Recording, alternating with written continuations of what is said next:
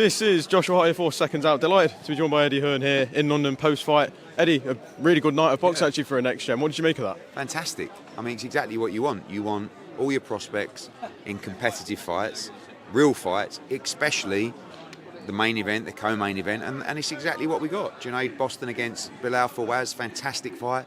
Lidard against Asazi, fantastic fight as well. And great performances. You know, Jimmy Sains, Giorgio Vizioli, Taylor Bevan, Leigh Buttigieg in a great fight. I thought everyone boxed really well tonight, even the ones, you know, like Junaid, where it didn't quite go his way, but real tests, and I think that's what the fans want to see. I thought it was a brilliant night.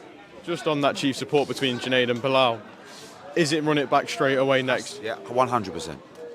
I'm not interested in anything else. You know, I can't tell you in interviews like I did this week that if you can't get past English title level, maybe this isn't the place for you. And then one of our prospects gets a draw in a close fight. I thought Waz just edged it and not run it back. Do you know what I mean? And that's the same, although Cameron Bong has much less experience. He had a very close fight with Gavin Gwynn. He now fights Jordan Flynn in a real fight, and then he will rematch Gavin Gwynn. There's no hiding place, mate. And Junaid will have to rematch him straight away. And they'll do it, by the way. It's not a problem. But he's got to be better than that, because he was a bit lucky tonight. In other news and some other news that came out during the night, Anthony Cacace has vacated that IBF world title. What's your reaction? Sickening. I mean, he vacated the belt about 3 months ago. But I'm just so pissed off that they've messed Sugar Nunes around. And, you know, I goaded him into just waiting a little bit, you know, longer. And I like Anthony Cacace. I think he's a great fighter. But the reality is, he's completely ducked the granny out of Sugar Nunes. He beat Joe Cordina, and he's never defended his world title.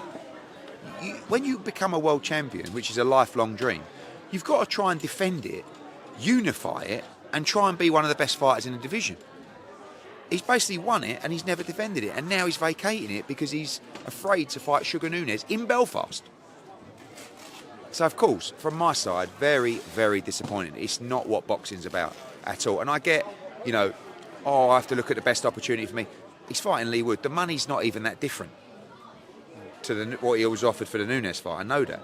And I'm just really pissed off that they took so long, because they've fucked around Sugar Nunes' career. We'll go and win the world title now, but it didn't have to be like that. Just another thing.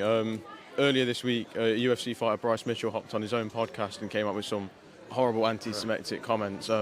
What was your thoughts on that, Matt? I've heard them. I heard Dana White comment on them. I saw a couple of headlines. I mean, bizarre. Absolutely nothing to do with me. So, if you were in that situation, how would you have dealt with it? I mean, you know, in your contracts, you have different kind of wording. And don't forget, Dana White owns an organisation that people fight under, with specific rules within that championship. So it's very different to boxing. But yeah, I mean, one, it's got nothing to do with me, and two, I haven't really seen the comments in their entirety. Obviously, Conor Benn here tonight. He looks very ready ahead of April 26th, doesn't he? Yeah, he's buzzing. I mean, we were talking tonight. He was at Spurs for some promo stuff this week, and you know, he's telling about the stadium. I said, mate, wait till you walk out in front of 70,000 people to fight Eubank.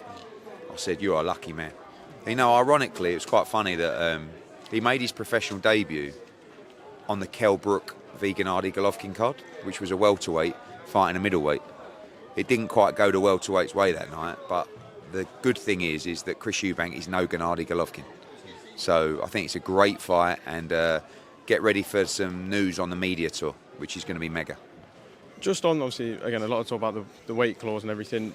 Is there a financial penalty for Chris Eubank Jr. if he doesn't meet that second-day weigh-in? It's a contractual issue, which is private and confidential. We're over the moon with the deal that we got, because it's fair, but it keeps the fight honest, which I think is important.